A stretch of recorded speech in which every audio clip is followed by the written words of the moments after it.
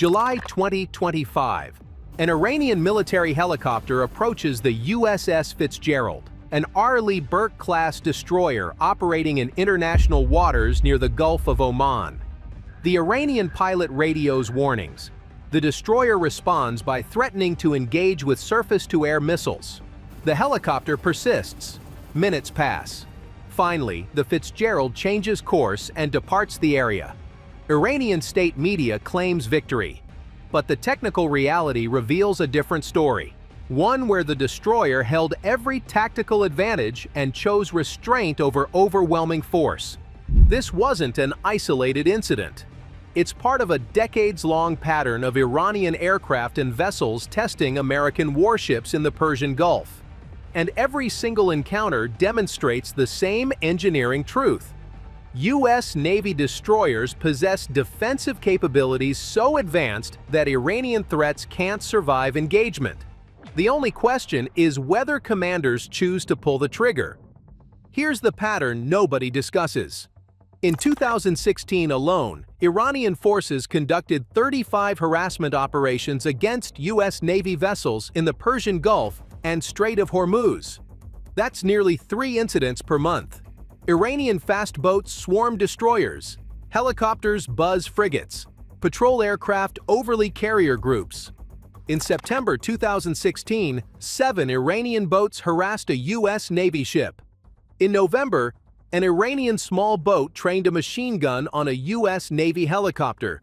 In 2017, USS Mahan fired warning shots when Iranian fast attack craft refused to respond to radio communications. The most documented incident occurred in December 2014. During Iranian naval exercises, an Iranian naval aviation Fokker-27 maritime patrol aircraft buzzed USS Gridley, an Arleigh Burke-class destroyer, in the Strait of Hormuz. The Iranian aircraft carried journalists who filmed the encounter. Radio communications were later released. The interaction was described as routine. Aircraft overflying ships happens constantly in those waters.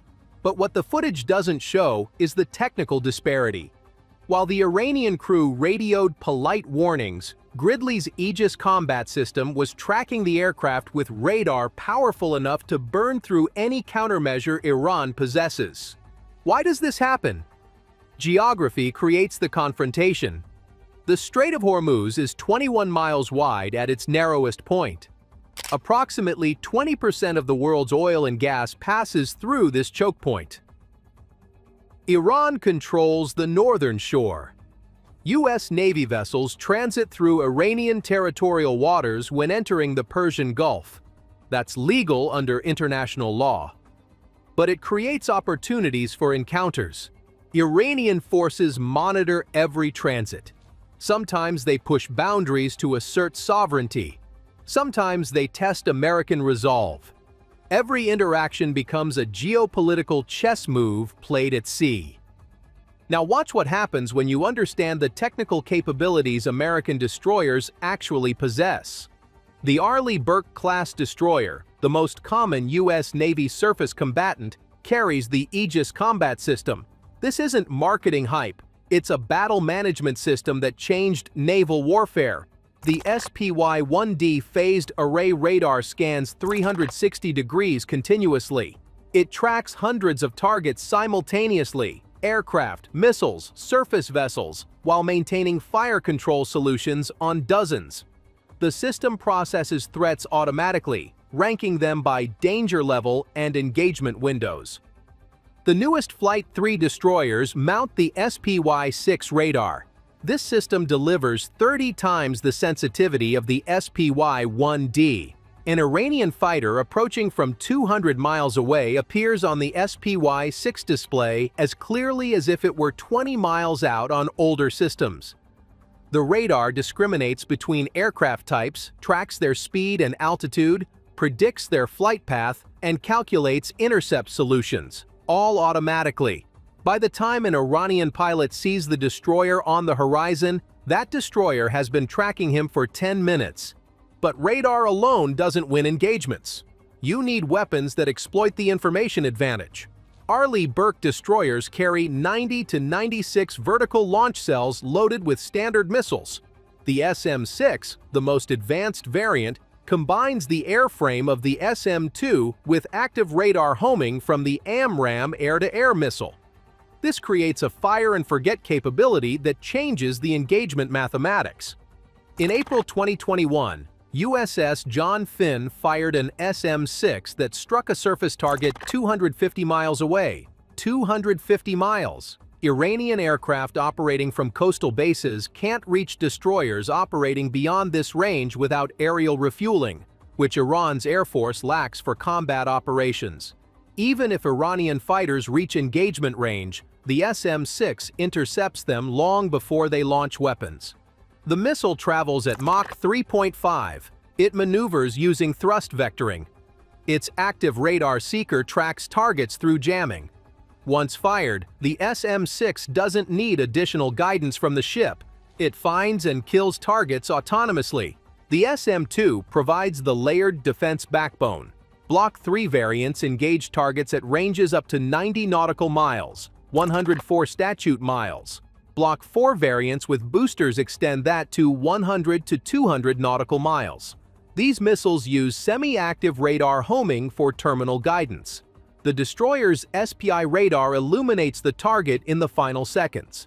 The missile rides the reflected radar energy to impact. This system proved itself in combat. In October 2016, USS Mason came under attack from Houthi anti-ship missiles off Yemen. Mason fired an SM-2 that intercepted the threat at 8 miles range. The engagement validated what simulations predicted. Standard missiles kill incoming threats reliably. If threats penetrate the SM-6 and SM-2 engagement zones, destroyers employ the evolved Sea Sparrow missile. ESSM provides point defense against aircraft and missiles at ranges out to 27 nautical miles. 4 ESSM missiles pack into a single vertical launch cell using a quad-pack configuration. A destroyer carrying 96 cells can load 32 cells with ESSM quad packs. That's 128-point defense missiles. The system engages multiple threats simultaneously. As a last resort, the Phalanx close-in weapon system fires 4,500 rounds per minute of 20mm ammunition at threats inside 2 miles. The gun tracks automatically using its own radar. It creates a wall of tungsten that shreds incoming missiles and aircraft. You're seeing 4 overlapping defensive rings. SM-6 kills threats at 200+ miles. SM-2 creates a second barrier at 90 to 200 miles. ESSM handles leakers at 27 miles. Phalanx provides final defense inside 2 miles.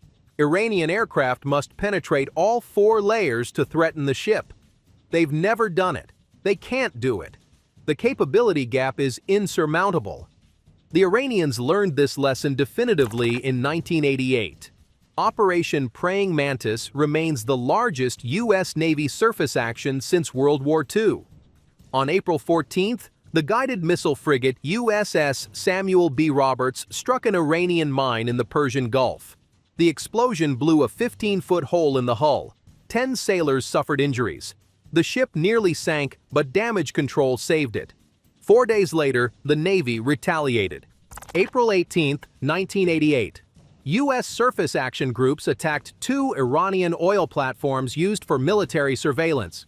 Destroyers USS Howell, USS Leftwich, USS Kidd, and USS John Young opened fire. One platform was boarded by special forces who recovered intelligence documents before planting explosives.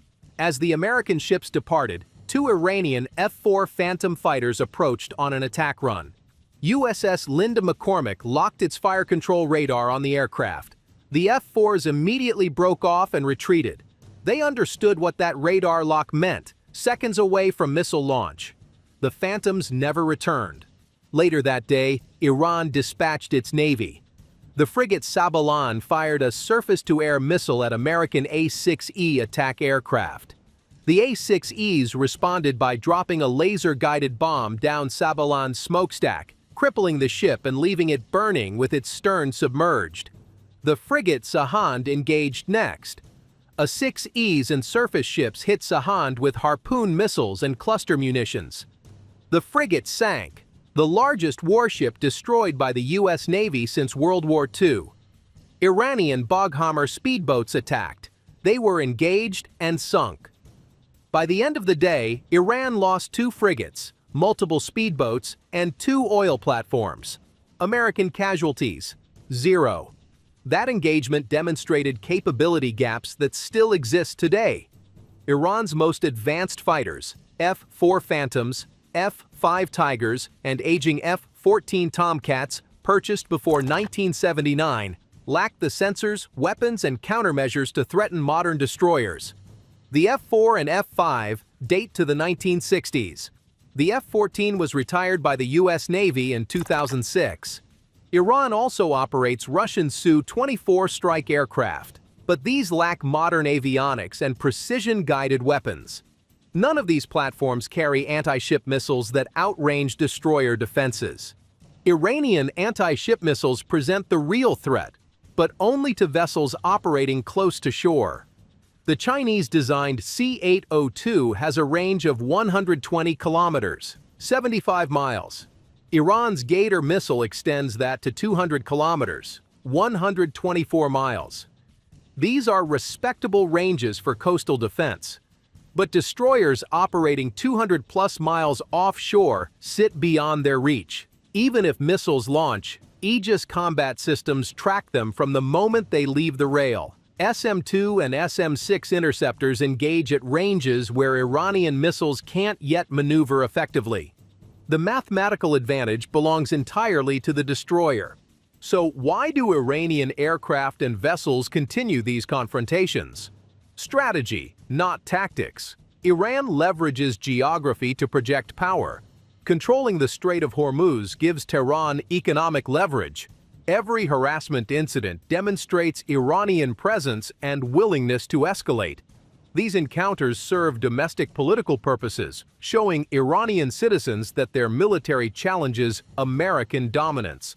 But they're theater, not genuine military threats. U.S. commanders understand this dynamic. That's why the Fitzgerald departed when the Iranian helicopter persisted. The destroyer could have shot it down easily. An SM-2 or SM-6 would have killed that helicopter from 100 miles away. But destroying an Iranian military aircraft creates international incidents and potential escalation. The tactical advantage means nothing if strategic consequences outweigh tactical success. American destroyers demonstrate restraint because they can afford to. When you hold every advantage, you choose when to use it. The technical reality remains unchanged since Operation Praying Mantis.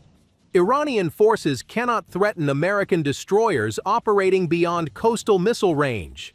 Aegis radar detects Iranian aircraft long before they detect the destroyer. Standard missiles engage at ranges exceeding Iranian weapons.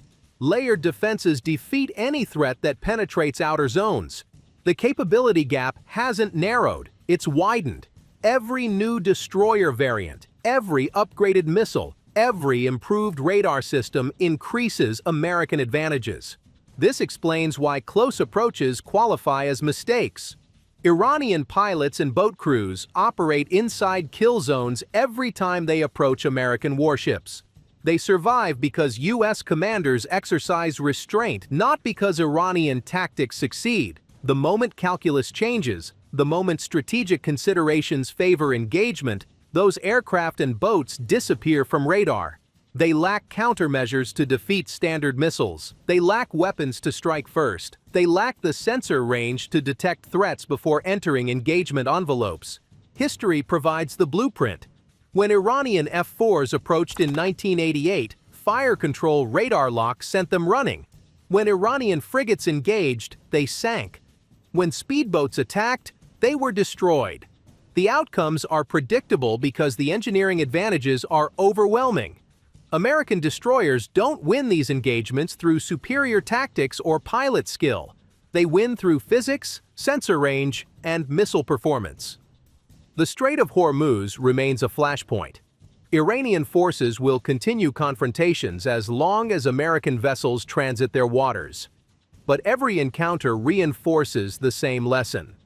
Proximity to an Aegis-equipped destroyer is not a demonstration of strength. It's acceptance of risk.